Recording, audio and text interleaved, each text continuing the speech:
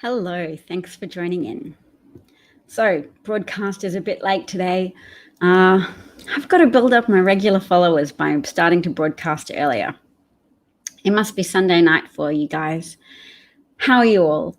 Do you enjoy the title that I put today, which was essentially a plea to please stop supporting Elizabeth Warren or any other candidates who don't have a pathway, any plausible pathway to a successful Democratic bid for the presidency.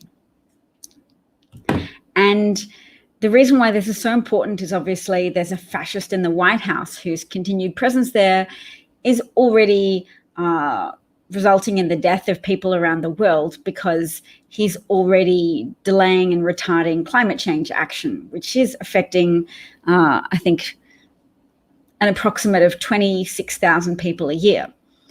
So the fact that we've had a few years of Trump presidency is implicated in the death of a lot of people already, as is the Conservative government of Australia that continues to fund the mining industries to heavily publicly subsidize mining industries that pump out fossil fuels and export them to the rest of the world, meaning more people are dying as a consequence. So yes, I notice on Twitter you have a lot of people who are very pro-Elizabeth Warren. Yay, I've picked her. She's the best candidate. Please support Elizabeth Warren. Dudes, she has no plausible pathway to an electoral college victory. Her votes in a one-on-one matchup with Trump are pretty low. She doesn't have a significant base of Black supporters. And you're all just going to get depressed at some point and go, okay, well, we have to vote for Bernie Sanders, even though that's not looking really plausible as a pathway to retaining a Democratic House majority or winning a Democratic majority in the Senate. And the thing about House majorities and Senate majorities is that is a branch of government in America. And Americans have electoral college amnesia and also put too much of their emotional eggs in the presidential basket. And Trump's kind of validated that for you because he's consolidated power in the executive branch. But a normal, functional American presidency should have less power than Trump to stuff things up or to improve things. Obama was a president with a normal amount of powers, and he was shackled by Congress. So no, you can't just hope that Bernie Sanders is going to go into the presidency and do a Trump, consolidate executive power, and then just change things the way he wants to and make America less vulture capitalism, less exploitative of the working class, less degrading of the numbers in a middle class demographic. Bernie can't wave a magic wand and do all that because he doesn't have the same corporate enablers that Trump does, the same mass of white supremacists who are all drunk on the snake oil of promise of continuing white dominance of America. Yes, it's completely an untruth that Trump got lots of Black voters. Well, that's a troll that we should block because that's as far from the truth as you could possibly get. So block that person. Bernie Sanders is toxic. His supporters are toxic. Even today, Bernie is out there praising Fidel Castro's regime by saying it offered good literacy programs, like a lot of despotic leaders who want to re-educate a population when it's a less industrialized nation. Start off with community programs. Fidel Castro has a lot of people who fled Cuba, moved to America, and now reside in Florida, and won't look favorably upon a Democratic primary candidate who supports and praises the leader who drove them from their country with his murderous, oppressive regime. Yes, I have a lot of self-important commenters and people on Twitter who say, oh, a lot of pundits said this and they weren't right, therefore what I say is right. No, your opinion is just as invalid as those pundits were when they made predictive mistakes. Your logic has flaws and you're not operating on a rational basis. If you support Sanders, Warren, or any of the number of moderates who are fragmenting the moderate vote right now, you are helping a fascist continue his deadly grip on not only America, but on the world. The economy is actually not as good as Trump says. So it's not as good as a lot of people say, which is probably why you have a lot of people attracted to Bernie Sanders, because they're suffering, their own personal finances are terrible. Populists are very good at taking advantage of desperate people who just want a savior, and understandably so. So yes, the people who support Bernie will do so strongly because they know how terrible it is at the margins of the American economy, which overall is functioning well, but is doing so in a way that's very exploitative of the working class and people who can't work.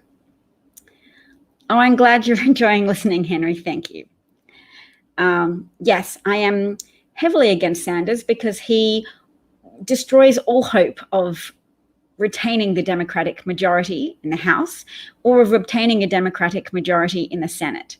So it's so important to notice and remember that there are three branches of government in the typically functioning American political system, and that they're needed. They're all important, integral branches. So yes, Bernie gets in and he doesn't have the undying crazy loyalty of a bunch of people because he's a populist, but he's not a white supremacist populist. I don't think Bernie would get in anyway, so I'm just running with a hypothetical to at least disabuse you of the idea that Sanders would be good in the presidency. He has very little ability to work with other Dems, whom he uses as his punching bag as the establishment to rail against. No wonder Putin supports him. No wonder the Kremlin backs him. He is very good at eroding support for America. Now, America needs a lot of help. It's true, it's not working for everyone. The economy is often oversold as doing well when, sure, people with large amounts of stock holdings are doing well, but people with 2 or 3 jobs aren't. And as Bernie often covers and lets people tell their own stories, they're stuck in very abusive financial situations where they've bought mobile homes, they're in debt, and the mobile homes are terrible and moldy and have inadequate sewage facilities. Poverty is punished effectively in a lot of America. Poverty is criminalized. So you pay more when you have to rent something because you don't have a substantial amount of money to pay for it in the first place. But do you think Sanders is ever going to get enough voters to win an electoral college? He can't pull in independent voters because they're afraid of him. He's a socialist, and to a lot of Americans, socialism means devaluing private property. So private property, you shouldn't really see it as yours. So if you want to underestimate the degree to which Americans who aren't suffering, the degree of prosperous Americans who go, no, private property is important to me. I don't want someone who's philosophically antithetical to the very idea of private property, who at one point said nobody should earn over $1 million, and yet has earned over $1 million and has multiple houses. Bernie values his role as a populist messianic figure who could restore the pendulum imbalance of right-wing takeover of the American political system, but he does not serve his country and he does not serve the people of America.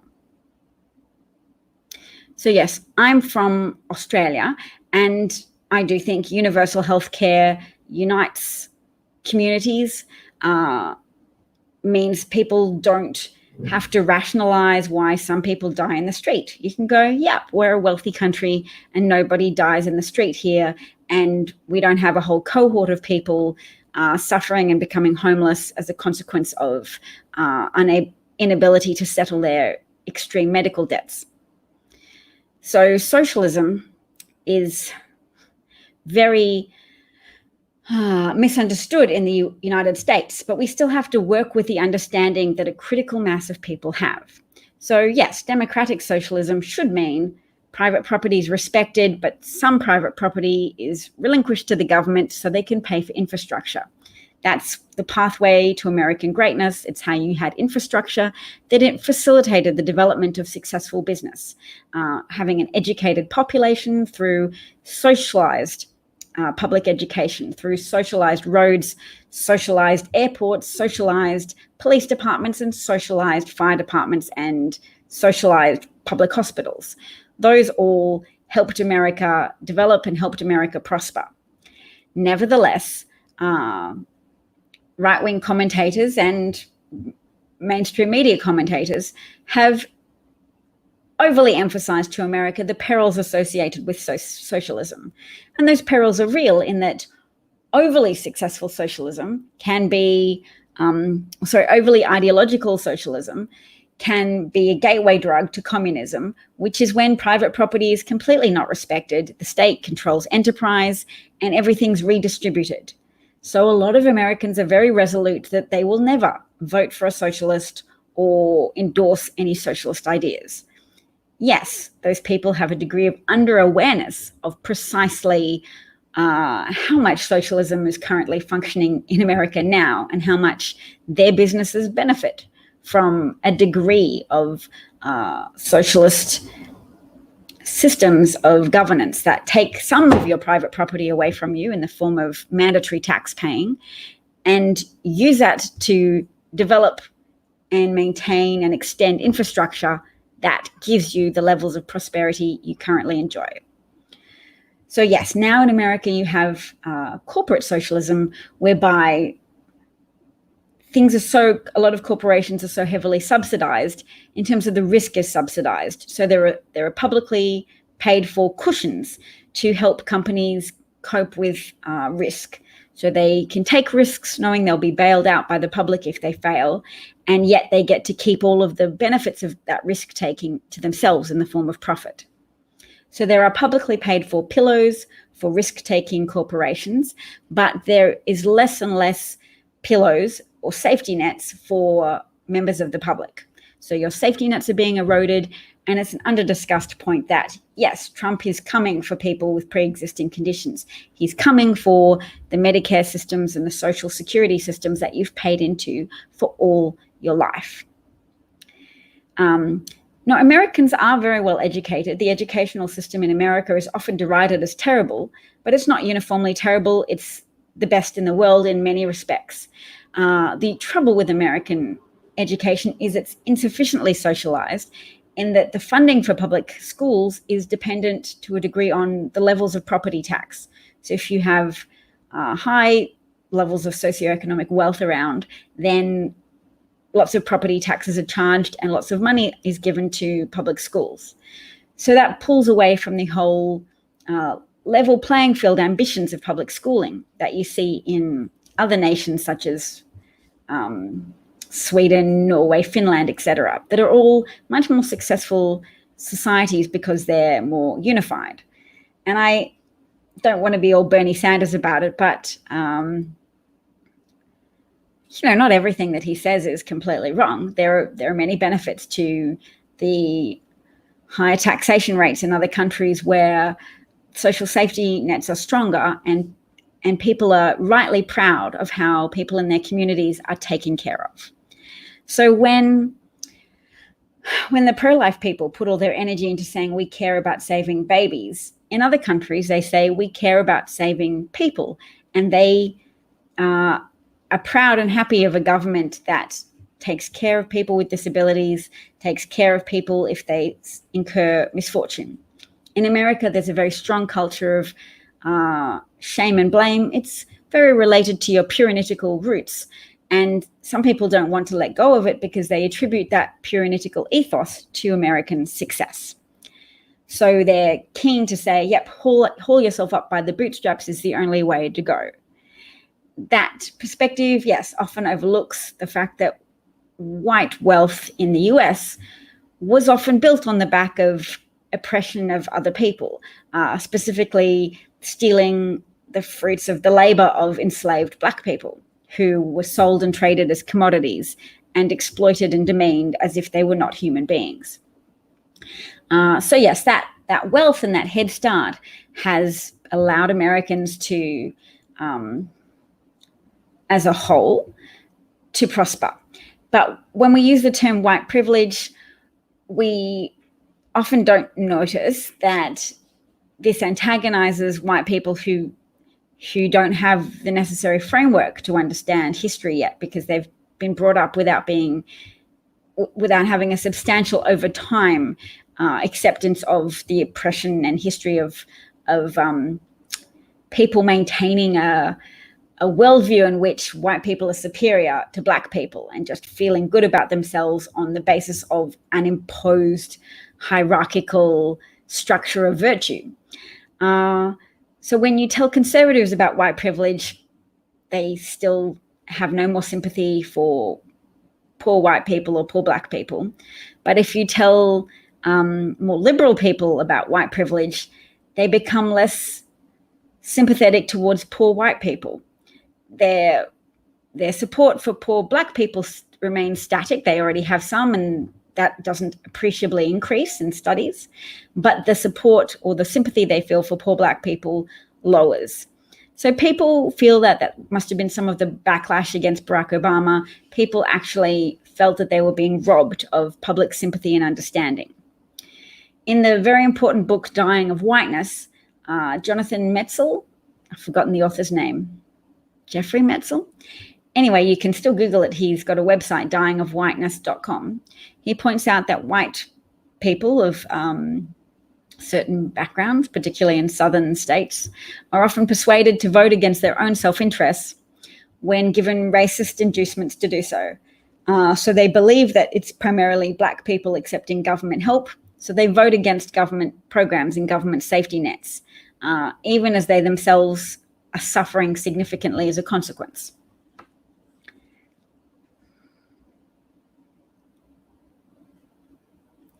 So someone say taxes go to the military and not education or healthcare.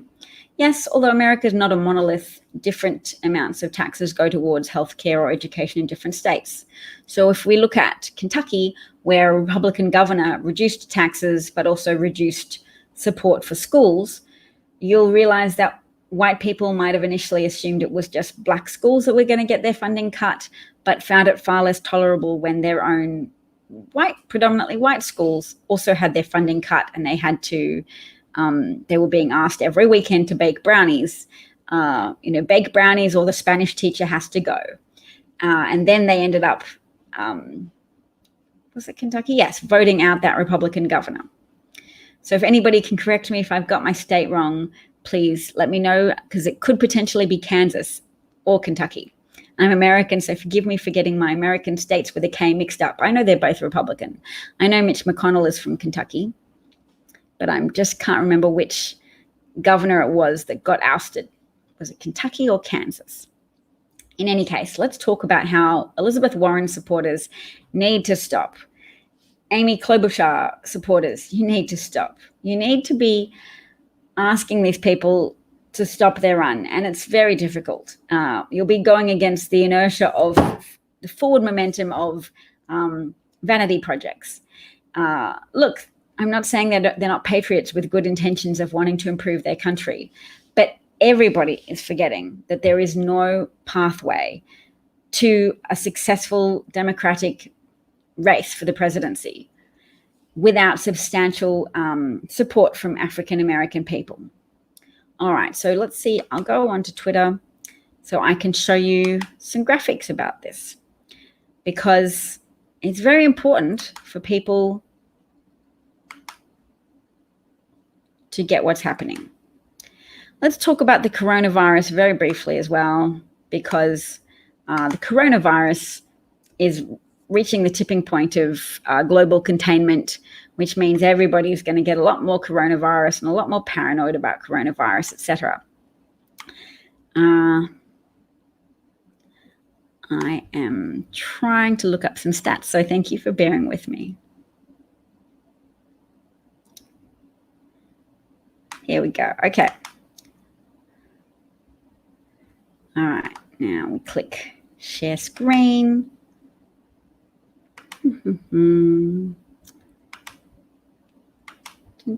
Share.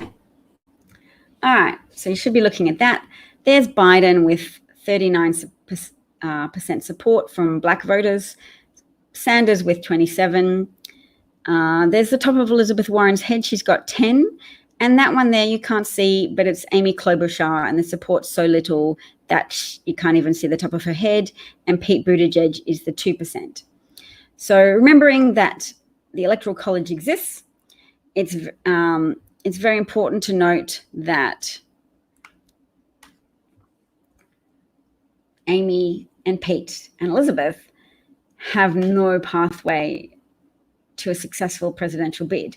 Bernie could conceivably win the presidency, but it's unlikely because he's a socialist and he depresses moderate Dem turnout, and he massively increases conservative turnout because those people view Bernie as a threat to their private property. You know, the threat has been overhyped to them by decades of being marinated and brined in anti-socialist propaganda. But to a degree, they're right in that Bernie's ideology is very, he has a lot of long-standing communist sympathies. He praises Castro. He shows a disdain for the Democratic Party when presidents need a party. They need a party with representatives that are elected to the House and the Senate. If you don't have the support of representatives elected to the House and the Senate, then you can't have laws passed that are in accordance with your party's laws. So Bernie talks and argues like someone who believes that as the president, he would just get to determine the laws and he would just get to determine the policies and the outcomes for America. So yes, of course he would galvanize conservative turnout. He talks like the dictator they fear. They're oblivious to the dangers that a Trump dictatorship poses to them because they have white supremacy blinders on, and for them it's a worthwhile trade-off. Whatever Trump does that's corrupt and criminal, they still think he's benefiting their desired outcome. He's facilitating their desired outcome of an America where white demographic dominance is preserved. Trump does that because he makes all kinds of changes to immigration. The Supreme Court has just validated Trump's efforts to have a wealth test on immigration. It turns off potential migrants. Trump supporters probably view that as a way of keeping out poor brown-skinned people, just letting in white wealthy people from European countries. But regardless, it will overall have the effect of depressing the American economy, which needs a continuing influx of immigrants in order to keep the economy moving, to keep demand up, etc. Yes, so Zeke, you've got my number. We're a Biden-Harris ticket. And it's not just like a ticket like I've chosen a team to game. I've chosen a side to barrack for in a ball game. I'll put this back on full screen. I only say Biden-Harris because that's just the product of looking at how Black people are voting and polling. And yes, Biden has some support being eaten into. The more mainstream media dismisses him, the more mainstream media acquiesces to Trump's propaganda campaign against Joe Biden, who was a legitimate threat to his campaign and who is a legitimate threat to Trump's campaign. So let's not roll over and bow down to the Kremlin and to Trump. The Kremlin is promoting Bernie for a good reason.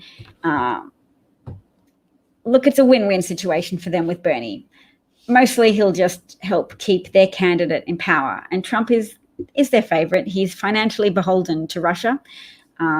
His Deutsche Bank loans, approximately $380 million, as far as we know, are likely to be backed by Russian government-backed banks. So yes, they want Bernie to win the nomination. Trump's already congratulating Bernie as if he's won it. He's telling people don't let the DNC steal it, knowing that that's a strategy that depresses Dem turnout when Bernie voters have their grievance fed. So if you feed Bernie voters grievance, they're unlikely to vote for Dem candidates. But at the same time, if the rest of us get our act together, then we can cancel out the effect of aggrieved Bernie voters. We can't talk everybody off a psychological cliff that they've been backed into by propaganda. We cannot single-handedly undo it, but we can contribute to a sort of general goat herding effect by being decent and being vocal and saying, yes, Trump brand fascism is bad. It's a promise of white supremacy that enthuses a lot of white voters. It did then and it still does. It's an implicit promise that if they vote for Trump, there will be no government handouts for black people, immigration will be closed to black and brown people, and the world will belong to you if you're white. If you're white, you might not have the world, but you can aspire to it. You can have hope that none of the things Fox News, deceptively warned you about, none of this government handouts happening to people of color. When they hear government handouts will be ended, they just hear in their minds handouts will be ended for black and brown people, because Fox News told them that's who handouts primarily go to. They always emphasize statistics or they emphasize cases and instances of people of color receiving welfare. So I'm not going to be voting at all. I'm not an American citizen. I've been suffering extremely stressfully from my husband contemplating accepting a job offer to the United States. And I'm thinking, how responsible is it for us to move our family to the United States, given what is happening? But it looks like he's not going to accept it. Phew! I would be closer to a lot of friends that I've formed online, but at the same time, it's hard to move my children to that situation. So it's all right. America is indeed epic. I'm very pro-America. I just know that the problems that America has have been exploited and capitalized on by forces that desire America's weakening, that desire a weakening of America as a global superpower, and have achieved a significant weakening of America as a superpower. So yes, Henry's advising me not to move to the US. I completely understand it. Australian politics are not at all boring. Australian politics are, to a degree, influenced by the United States, in that conservative politicians caught in political scandals now just pull a Trump and say, no, that didn't happen. The mean old media is talking about it, but the media is bad. I think there's very significant odds of Trump getting elected again, and I'm very scared. But the antidote to fear is hope, and hope is a product of action. So passive hope is not really reassuring, but active hope, where you're taking actions, etc. So if we have any administrators online, please consider blocking the Trump trolls, because we don't need them. And we don't like them. I'm glad to hear that Americans are comfortable shunning people who support Trump, and I think that should go on. People should shun businesses. They should shun friends and family members where possible. So just not be smiley, friendly, or accommodating to them where possible. You could listen to their concerns, but if you're not encouraging them to broaden their media diet, then it's not really okay. It's not really okay to imagine being friends with a Nazi. Yes. Oh, Brian's been blocking it. We do appreciate it, Brian. Yes. So if you have any influence over someone who supports Trump, or any hope of influence, then yes, you could just try to be neutral and gently suggest to them that they watch something else or read something else. But it would be hard, and I wouldn't invest too much energy on it. Just occasionally make that suggestion that they read something outside of their usual consumption patterns. Oh yes, supporting a Trump is very equivalent to being a Nazi, because Nazism is predicated on demonizing and scapegoating minority groups, and then capitalizing on people's gleefulness and feeling of empowerment when they jettison normal social norms about things like not imprisoning children, separating from their parents, and purposefully torturing them, withholding entertainment or access to legal services, feeding them partially thawed burritos, and leaving them to die of pneumonia on the floor, as well as turning away doctors who offer flu shots to vaccinate against the flu. Yes, so no, being a Trump supporter is certainly being a Nazi, being willfully blind to the purposeful targeting of people of color in order to whip up gleeful support of people who feel validated in their racist worldview, even if they're not prepared to be overt in their racism. It implicitly validates their implicit worldview, where they think Mexican people are bad, that people who immigrate are all bad people who should be kept out of the country, that asylum seekers have no worth as human beings, etc., that the suffering of children who have been purposefully separated from their parents, or the suffering of their parents, the mental torture of their parents, doesn't count for anything. Those type of people who ignore that evidence and pretend that it's something that Obama did just because unaccompanied child migrants who came to the border were detained while they were being processed for a short period of time under the Flores legislation, when laws were abided by. And yes, Obama tried to placate right-wing people by expelling and deporting migrants, but they weren't purposefully targeted for separation. So that's why we are... Yes, but asylum seekers who have legally approached points of entry have had their children taken from them by US border officials. And that level of purposeful torture and purposeful dehumanizing of children, children who have become suicidal, children whose pain you would have heard if you'd listened to the audio tapes leaked of children crying for their parents as US border guards laughed at them and laughed at their distress and called it an orchestra of their different pitch tones as they cried with pain and distress. So yes, Trump supporters would always say, oh, he's only targeting illegal migrants, but he's targeted both legal migrants and irregular migrants, of which there are approximately 22 million in America, often propping up industries that you have that are on the border of profitability and unprofitability. Yes, so being a Trump supporter is very much being a Nazi who is willfully blind to the atrocities being carried out, all in the name of consolidating fervor for a white demographic majority. Because America's on the cusp of white people becoming a demographic minority, and there being more diversity in America than homogeneity. So yes, if you embrace Trump and you overlook his criminality, if you overlook the $20 million he paid in settlement to victims of his fraudulent Trump University, if you ignore the evidence of money laundering, if you ignore that his organization was forced to close, his charitable organization, the Trump Org, was forced to close, and his children were asked to take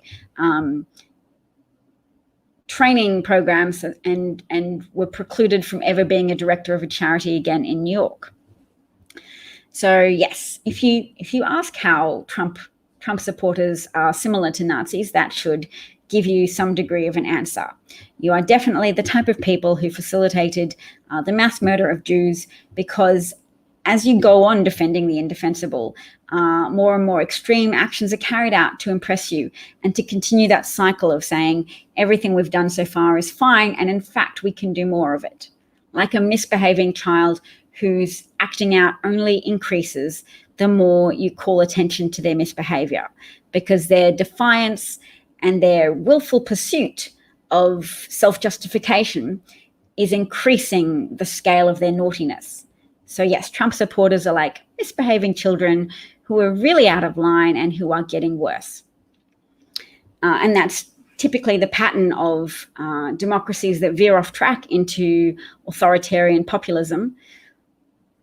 The populists point to that rabid 30% support and say, see, my supporters love me, therefore I am a legitimate ruler, all the whilst using anti-democratic techniques to suppress dissent, to manipulate people so that they don't trust truths that are reported on by honest journalists in the media, and to intimidate journalists out of reporting on the truth by being unduly critical of them.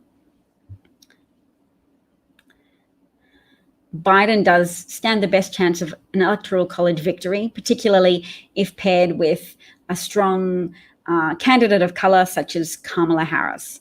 So a Biden-Harris presidential ticket would have strong chances of victory, because Biden's been quite resistant to very significant propaganda efforts on the part of Trump, the Republican Party, and the Kremlin. The Republican Party seek to hold on to power at whatever cost. Presumably they like power, and a mixture of access to power and blackmail are keeping them in lockstep with a fascist charlatan in charge. So I always say amplify the outliers, because human psychology is so wide that we pay attention to things that break out of our stereotypical perceptions. So we don't expect Mitt Romney to stand up and say Trump is guilty, and conservatives don't expect that, because their framing of the situation is that there's nothing to find Trump guilty of. So a staunch conservative who once ran as the Republican candidate for president saying, no, Trump broke the law, then yes. Biden's window is still there. Super Tuesday hasn't happened yet, but the media narrative does not pump up his prospects. But the media is in a large way captive to Trump's narrative, because they still try to look fair and balanced. So they give some airtime to the truth and some airtime to Trump's perspective, which is inordinately Kremlin-backed lies about the Ukrainian involvement in the 2020 election. And it's hard to resist such a barrage of lies. Even I just phrase that as Ukrainian involvement in the 2016 election. There was no Ukrainian involvement in the 2016 election. That's a fabrication pushed by the Kremlin to help Trump exonerate Vladimir Putin from his attacks on the US and lift sanctions against Putin and his cronies in the Russian mafia, Russian government. I should say Russian mafia / Russian government. So Trump just wants to build up a narrative that will allow him to get away with excusing Putin. And it's true that Republicans are growing less hostile when polled to Russia, which habitually they saw as a communist enemy. Now they're like, Russia's our friend. Trump likes him. There's nothing that wrong with him. We're more at risk from Bernie Sanders. So yes, if you love Bernie, you're also essentially a willful asset of the Kremlin. Not willful, sorry. You're a passive asset of the Kremlin, and you should stop. Because whilst I can understand that Bernie would meet your emotional needs of pointing out the truth that there's a lot of flaws in the organization of American systems of money distribution, of bank lending, of minimum wage granting, etc., Bernie is not your guy, because there are 3 branches of government, and Bernie doesn't play ball with the Democratic Party, so he doesn't have a party that he'll help representatives of get elected to the House or the Senate. He's coming for them. They're the establishment. Many Democratic candidates in the House and the Senate will lose as a consequence of Bernie's actions even now. Even now, he is causing purple Dems to be at risk of losing their seat with his rhetoric and his success. So people will think, oh, if that's what Dems want, that Bernie stuff, I'm not even going to vote for a Dem in my House district. So it's all pretty unfortunate. How many Democratic candidates from the Justice Dems, the Bernie-backed group of Democrats, how many of them won out of 79 candidates in the House midterm elections? It was 7 out of 79. So you can know that they were blue candidates, blue districts where people won, like the squad people, very blue places. But all of the candidates in the other races where districts might have been a little lighter blue or even purple or even red, the candidates who won were people who were good fits to their district and who didn't endorse socialism as openly as Bernie Sanders, who wanted improvements and wanted to help their communities, but didn't say millionaires and billionaires are evil, who understood that a lot of people rely on corporations for employment, for income, for deriving income that helps their family. So if we look at a bell curve of people who are suffering in America, a lot of people are suffering, but they're still not the majority. So even if they occupy an unacceptable 20-30% of the population, there's still 70% of people who are comfortable or extremely comfortable saying, I'm not going to vote for a candidate who appears to be antithetical to the concept of private property. So let's see if I can bring up something else now on Twitter that I really want to show you. It makes it hard for me to come online when I remember that a lot of the people that I've been talking to about how terrible Trump is for a long time are probably Bernie Sanders supporters. And if I talk about how terrible Trump is to you, that just makes you more resolute in your conviction to vote for a socialist. All right. So I'm going to go look at this now. Oh, no, you can't see that. We'll look at it a little bit without my face. Can you see that? Does that come up for you?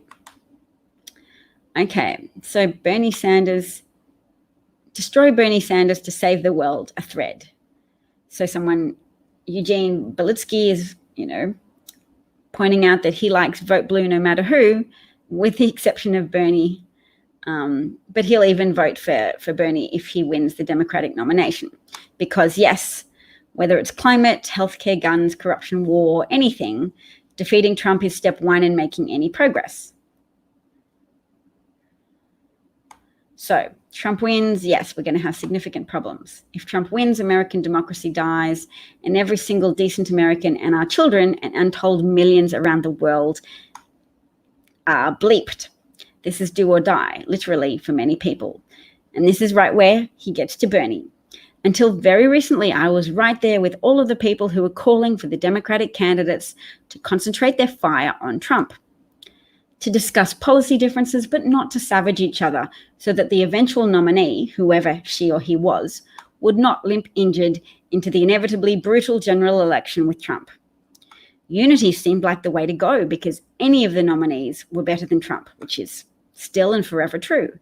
And if we could just come together, any of them would stomp Trump's ass into a puddle of racist orange goo. Except that it's not true. In fact, it's not true about quite a few candidates, but this thread is talking about Bernie, so we'll do that. So there's one candidate who either personally or through a number of abrasive and alienating surrogates has spent years savaging the Democratic Party and a significant portion of its members, and continues to do so to this day. So Bernie can't win. The story that Bernie's been selling for about 6 years now is that he can win a general election because he'll turn out the youth vote in massive numbers as part of his revolution. And that story is pure fantasy. Election after election has shown that the youth vote is the great white whale of American politics. In 2018, the youth vote, 18 to 29, surged all the way up to almost 36%, which was still by far the lowest turnout of any age demographic. And the 65 plus vote went up a little bit to over 66%. And worse for Bernie's youth wave argument is the fact that the increased youth vote did not equal success for the Bernie wing of the Democratic Party. The Justice Democrats, a PAC started by Bernie backers and leaders of his 2016 campaign, endorsed 79 candidates in 2018. And 7 won out of those 79 candidates that Bernie's PAC endorsed. Each of those 7 who won in overwhelmingly liberal districts, so very blue. So not a single competitive victory. Mainstream Democrats from coast to coast crushed Republicans in 2018. But even with unprecedented turnout and a surging youth vote, the only group that got hammered more brutally than Republicans in 2018 were Bernie Dems. Yep. There goes Sanders burning the bridges. Many analysts have long been ringing the alarm on the Bernie candidacy, not because of any disagreement on policy, because people don't believe as much that Elizabeth is going to destroy the Democratic vote. But yes, because it's obvious that not only will the promised youth turnout not be enough, because Bernie, whilst wearing the politically toxic socialist label, will absolutely ignite turnout amongst conservatives and will severely depress enthusiasm amongst the same mainstream Democrats who delivered the 2018 blue wave. Trump's obvious desire to run against Bernie is not simply a byproduct of their common interest in attacking Democrats, but Trump's strategists from Washington to Moscow represent the poison pill for Democrats that Bernie represents. There you go. Many Democrats and a huge number of independents will never, ever vote for Bernie. Many will simply stay home. Oh, no. Well, he's arguing that Warren, Klobuchar, Buttigieg, or Biden can be expected to have coattails that will help Democrats win Senate, House, and local races. Candidates nationwide are privately terrified of a Bernie candidacy, seeing the abysmal record of candidates that he has endorsed and understanding what his negative coattails would mean. Yep. So Bernie, does that help? Henry's got a scope too. Good for you. Good for you, Bernie. Eugene is a person on Twitter who I just happened to come across their thread and go, it's very important to break down those numbers for people. That, let's do 7 out of 29. What is that as a percentage? Over 10%?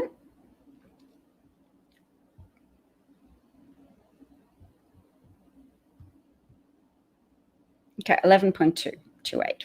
So 11.3% of the Bernie Super PAC endorsed candidates won their 2018 elections, and that 11% were in super liberal demographics. So I'll put my face up here again and drink some water. Staying hydrated is very important. There. I need some apple cider vinegar. No, Bernie Sanders doesn't get a lot of minority support. He doesn't. Let's go and look at a figure. I can see people of color are not a monolith, but many of them are disproportionately poor compared to the majority or the median white voter because of historical strategies to hamper economic success on the part of Black individuals. So policies such as redlining districts, government issued maps given to banks that stopped banks from issuing loans to people who lived in those predominantly Black communities, meant that Black people couldn't build intergenerational wealth. They couldn't trade off of their conscientiousness, their earning capacity to obtain a loan that would allow them to invest in property and buy something that appreciates in wealth over time. So Black people were denied access to the bootstraps that white people have used to get buckets of wealth that increase in value. Okay, so now I have a graphic for the person who says Sanders gets a lot of minority support. Let's have a look. Does Sanders get a lot of minority support? Not as much as Joe Biden. So there's still a pathway for Sanders to win the Democratic candidacy, which is a terrifying prospect for anyone who doesn't want Donald Trump to win a second term, or who knows that even if Sanders won the presidency, he would be unable to put any Dem policies that would help people into place because he would be sabotaged to a large degree by Republican obstruction in the House and in the Senate, because Republicans would have a majority in the House and the Senate because all of the moderate Dem candidates would lose on Bernie coattails because he strikes fear into the heart of people who have that American truism ingrained into their heart that America thrives on the basis of being more capitalist than it is socialist. America's a lot more socialist than people realize, and American wealth is a lot more contingent on socialized infrastructure than many Americans accept, but it doesn't matter. Even if you understand that about America, that socialized infrastructure, socialized public schooling, socialized healthcare systems and roads, etc., have contributed to America having companies that can expeditedly transport goods across the system of public roads, that American capitalist companies employ workers who can read and write thanks to high-quality American socialized education. Imperfect American socialized education, because rather than address inequality, it perpetuates inequality by funding schools as a function of how much property tax is paid in that area. So funding individual schools as a function of property taxes, as a function of property values. Property tax is a function of property value, which means wealthy people have good schools and unfortunate people who are poor are punished for being poor by having less opportunity for their children to get a good education and experience the opportunity to be socially mobile. Yes, African Americans rank beating Trump highly and recognize Bernie is less likely to deliver that. Yes, the black vote is less fragmented than the white vote because there's more pragmatic considerations from people who are within the blast zone of American white supremacy, who have experienced all of the various historical instances in which various white groups of people have actively rioted. The Tulsa race riot, the Rosewood riots, where white people just killed a lot of black people, riots where people have attacked black voters, lynched black voters, attacked candidates in the Reconstruction period who were successfully ran for Congress and who were black.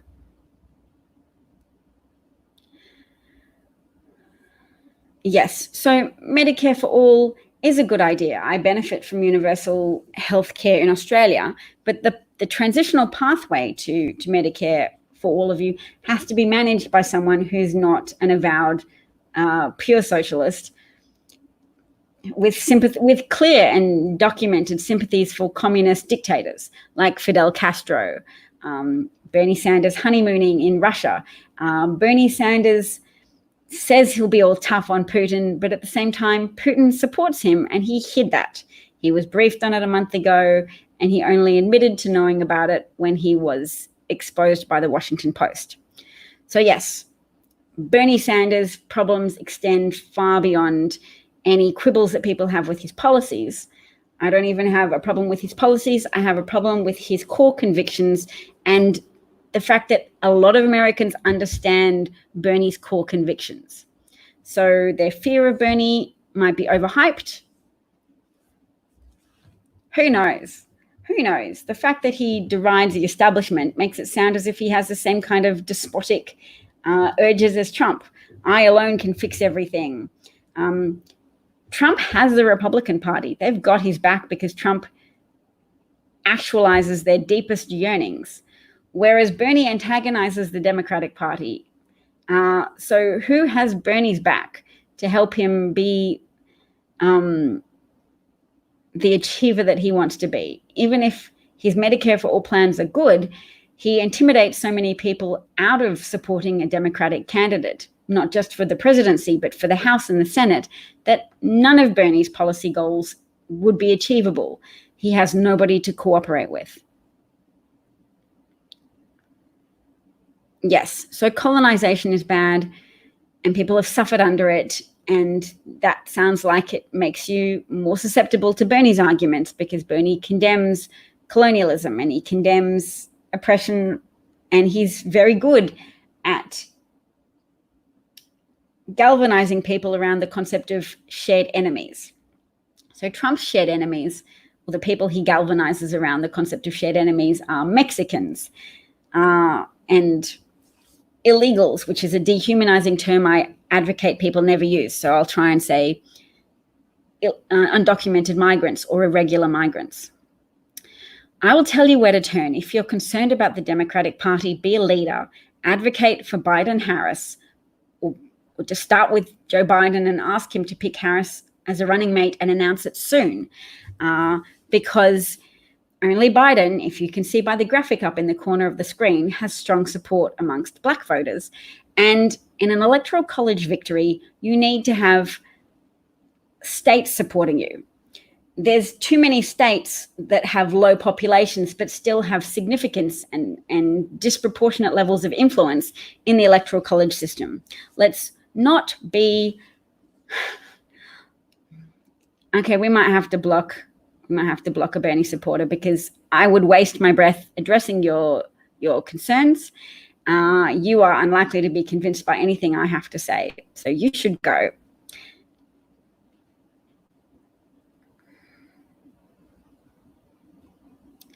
Yes, Bernie is good at galvanizing people around enemies and fictional enemies. So when Bernie says the establishment, and he's counting the Democratic Party as one of those enemies, the establishment, as if there aren't any people in the Democratic Party that have devoted their lives to trying to help and advance the public good, then he's like Trump, propounding the deep state as a problem. Biden doesn't need to impress you. Biden needs to impress Black supporters, and then have the rest of you just accept that Black voters are more reliable than white voters at this point. Too many white voters are attracted to white supremacy, which makes them more split. And white moderate voters are also very split and driven by their egotistical interest in wanting to personally select the right candidate for the role of the presidency, when they have no business making those decisions if they're going to fail to take into account the Electoral College, which they should have learned from 2016 is a system that gives disproportional influence to people from rural states where there are higher proportions of white racist people. And their influence can only be countered by having a candidate who doesn't antagonize moderate independent voters, and who attracts the strong support of Black voters who are more monolithic. They're not 100% monolithic, but their pragmatism makes them more clear-eyed about what Americans are like, what American white voters are like. And they know American white voters in key electoral college states do have sufficient residual sexism levels that make a female candidate less viable and less very strong. Black voters understand that Amy Klobuchar doesn't appeal to them. And so you should stop supporting Amy Klobuchar if that's what you do. Black voters don't support Elizabeth Warren. Elizabeth Warren is the 3% there. No, sorry, she's the 10%. Amy Klobuchar is the 3%, and Buttigieg is the 2%. They can point to their voter turnouts or their voter totals from primaries in highly white states as if that's validation for them continuing with their runs for the presidency. But it's all ludicrous, and people should be going after them and saying, you have no valid pathway to a successful Democratic presidential bid, because there is no successful pathway to a Democratic successful candidacy bid for the presidency without strong Black support. No, if you look up, can somebody block Thomicor, please? Because it's on screen. There is Biden with 39% support from Black voters and Sanders with 27%. So no, Bloomberg sometimes peels off Black support for Biden because they're still trying to vote for a candidate who they know won't repel people in electoral college states because they're more sensible than you. Oh, Thomicor's on YouTube. Sorry, Brian. I'm reading out his comments, but nobody else can see them. And I'm raging at someone that people on Periscope can't see. It's not a made-up graphic. Nope. I can go get you the source of it. Let's have a look.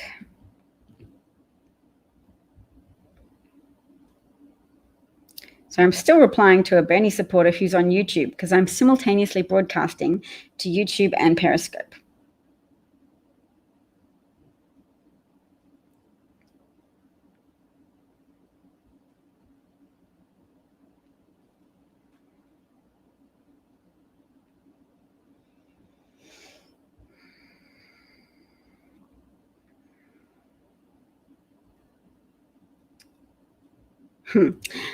I'll just make the point about Bernie Sanders' foreign policy,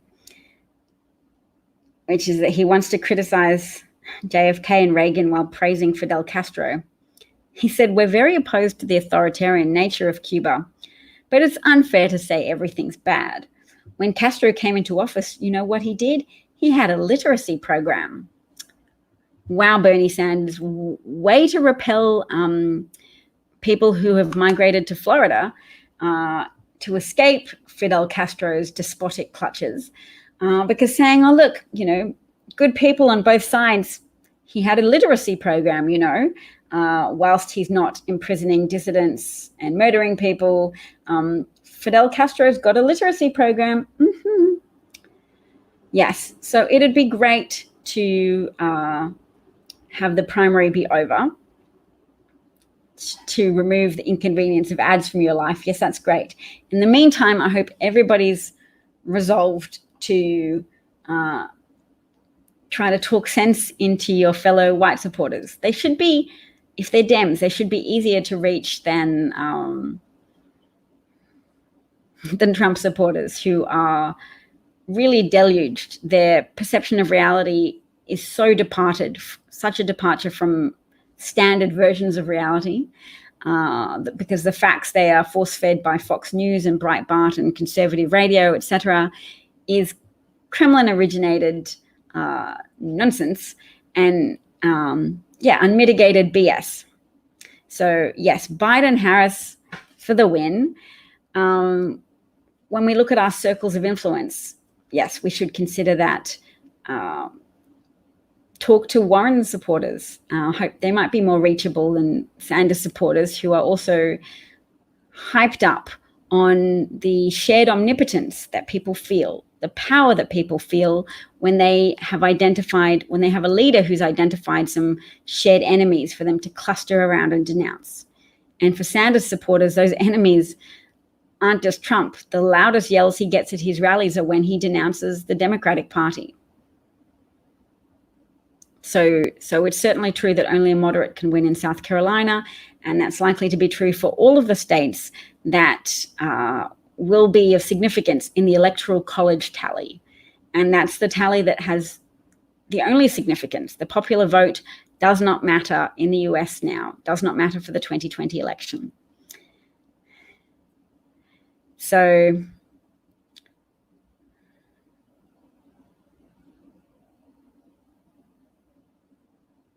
oh, thanks, Brian. You jumped onto YouTube as well. Much appreciated. So, yes, I don't expect Sanders supporters to be particularly reasonable, because it would feel very empowering and uplifting to just believe that Sanders was the easy answer to all of the problems with the United States economy, with the United States failure to uniformly lift minimum wages. There's been improvements made.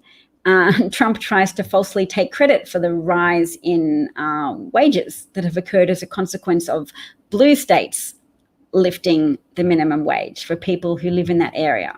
That impacts the national figures for low wage earners.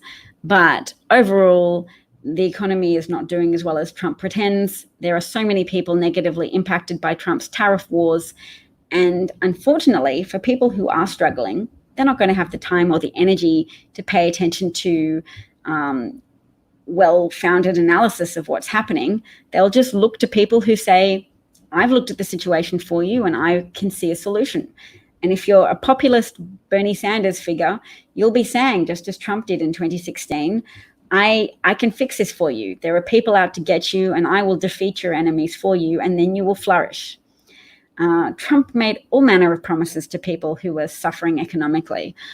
He promised to give everybody health care. Trump essentially promised universal health care. He said, we'll get it for everybody and much cheaper than Obamacare. Yes.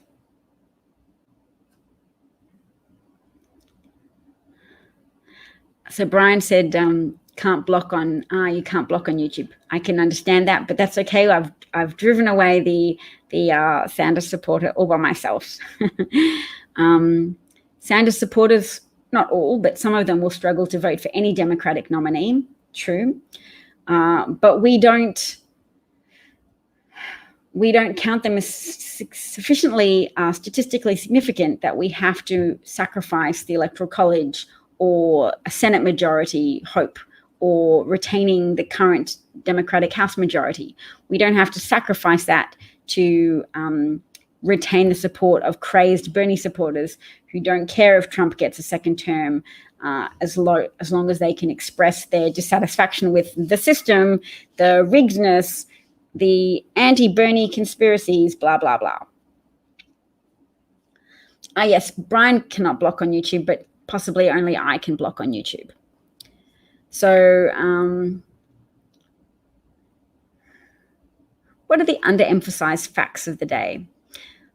I've got some palm cards. So for my broadcast tomorrow, I will try and write down some questions, some palm cards. So if you have any questions you'd like me to address tomorrow, please direct message them to me or even type them out now, and I will try to put them on palm cards and bring them up tomorrow in the discussion. I will also make an effort to consider some sketches. I'm thinking comedy is a very powerful way to communicate messages. And I can at least think of one way to pretend to be an urban conservative voting mum who is very anti-Dem proposals to help the environment, to have a livable biosphere, to reduce the use of plastics that are poisoning us. There's plastics detected in everybody's fecal matter, so everybody's eating approximately a credit card worth amount of plastic, 5 grams of plastic a week.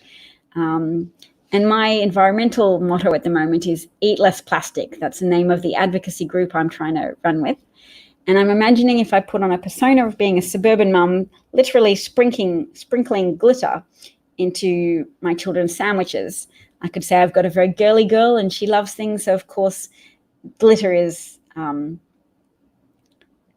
new way to ingest even more microplastics. So the plastic thing is coming from my interest in advocating for the environment. People might think this isn't a political topic, but it is, because Donald Trump is facilitating the pollution of your air and water in the United States. And of course, air and water is a cyclical substances that don't confine themselves to the United States. So when Donald Trump makes it easier, he relaxes the environmental regulations installed by Obama to discourage corporations from polluting the air and water, you're getting more of those substances in air and water systems that circulate to the rest of the world. And it's also endorsing practices that are intellectually contagious to the rest of the world. So yes, under Trump, the EPA is allowing use of pesticides that are perceived to be carcinogenic by scientists. So he's facilitating the continued use of, what are they called? Glycophosphates? No. Something. Facilitating the use of pesticides that are toxic to bees, and with the future consequence of sabotaging agricultural systems because bees pollinate various crops. Exactly. Pollution knows no borders. Thank you, Dave Munro's cat. That's a great point.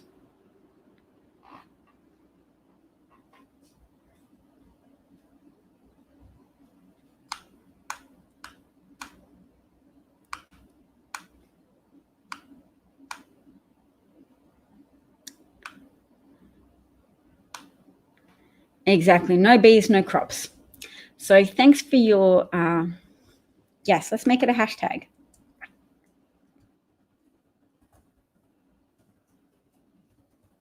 Pollution knows no borders. All right. Well, take care. Oh, I will let you know that some of this podcast, I should so time myself to keep under an hour, because now the podcast will have been abruptly cut off at 1 hour. But I usually assume that people can't listen to me for more than an hour if it's just audio. But it means my podcast will be very abrupt. Thank you, Stephen. for your compliment. You said good talk. And yes, take care of yourselves and each other until next time. I will note that I have some Patreons that I'm very grateful to. Thank you for your support. Let's see if I can find, there we go. That is my Patreon account name. So if you go to Patreon, DavChat, if you want to join the small group of people who make my hobby not an economic drain on my family. And yes, so it looks like not moving to the United States at this point. So stressful. Maybe we still will, but it's looking less likely today. I've gone up and down on this emotional roller coaster for so long now. I get excited to think I'll be moving to an area where I could potentially have more impact. If I was physically present in the United States, I could attend rallies and door knock for political candidates. Could I do that? Could I do that as a migrant on a visa? Can you still participate in electioneering? But yes. All right, there's some more comments. Let's see what the comments say. What was I going to say about the coronavirus? Just that people are reporting that the World Health Organization is noting it's reached a tipping point, or it's closer to a tipping point where it can't foreseeably be contained. And disease rates are significantly related to racism. So having a more significant disease outbreak will increase support for the Republican Party. When people are afraid, they're more likely to vote to conserve the status quo, just out of a protective feeling. Yes.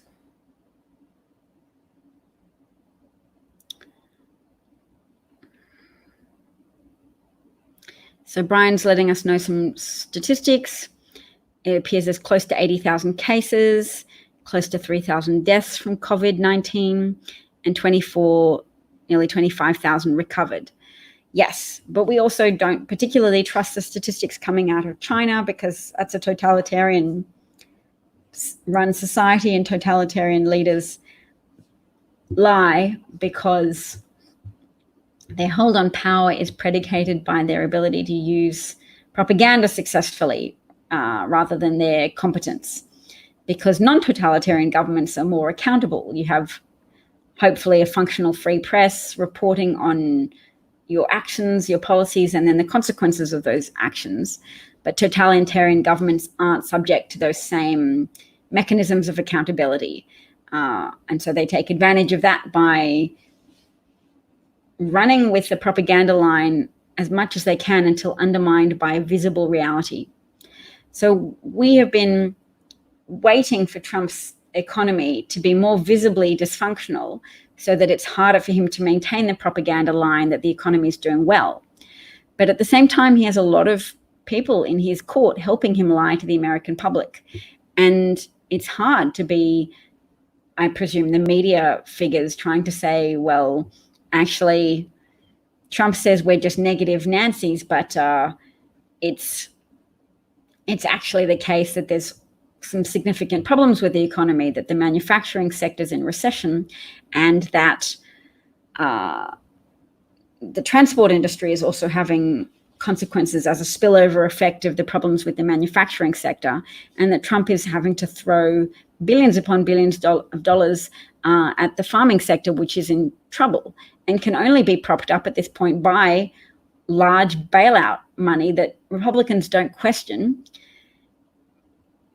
It's not, they always disavow socialism, but there's a lot of socialized payments being made to farmers to cover up for Trump's incompetence at managing the economy, Trump's incompetence and outright destructive impact on American farmers by instigating trade wars with China, which have cut off buyers from American farmers and cut off those trading relationships. And no doubt Putin can continue to influence Trump to advocate for those measures. Oh, my husband's boss Just got a text message. My gosh, the emotional roller coaster of will we, won't we move to the US? If we move to the US, I hope I get to meet some of you. So stressful. I'm not likely to be one of the people targeted by Trump, but living under a despot without accountability is bad, is very bad.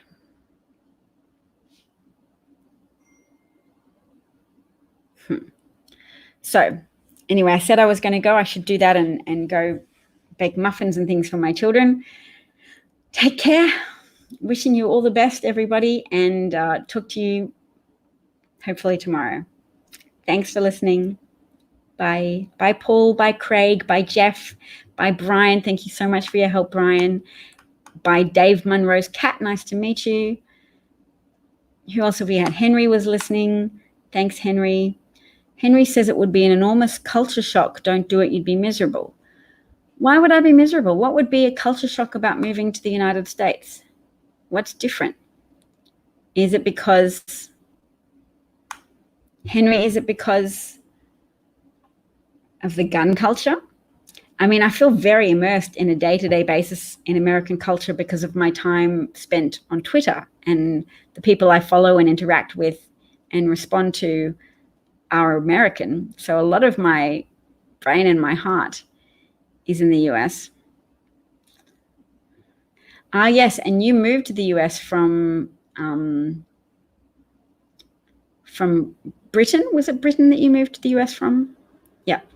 Well, it would be a culture shock from the UK. I think people in the UK are much less brash than Americans. But I'm pretty brash in many ways. No, not brash enough for Americans. How friendly are people in person? I guess it depends where you live, of course. America is not a monolith. And Henry moved. Were you from Chicago, Henry? I can't remember. And Paul's from Canada. Hope you're doing well, Paul. Anyway, we'll talk another time. If I don't follow you already on Twitter, Henry, Jeff thinks I'll fit right in. There you go. Brian, yes, you're very friendly, and you know less friendly people there. Henry says it's not that, it's things that people prioritize. It will drive you crazy. Well, I'm glad to hear and consider these arguments. These are important things for me to weigh up, and I will mull over what you've suggested.